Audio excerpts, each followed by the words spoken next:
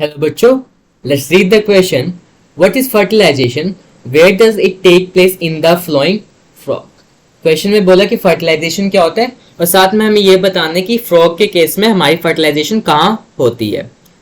So what would be the key concept here? That is fertilization. Fertilization. So fertilization is one of the event in a sexual reproducing animal.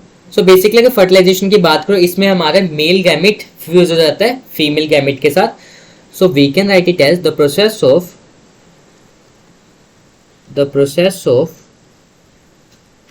Fusion of male gametes with female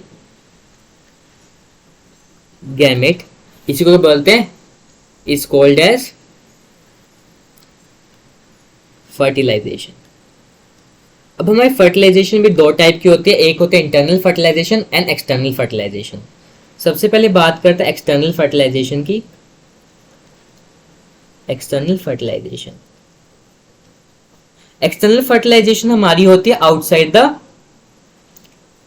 parent body. So we can say that fertilization take place outside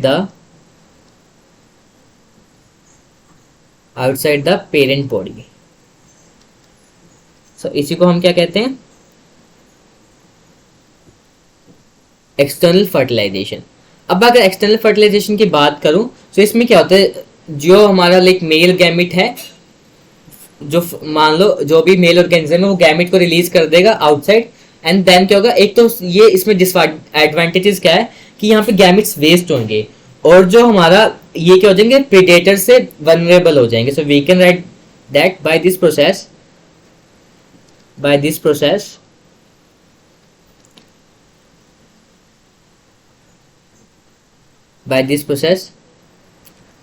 wastage of gametes ओकर.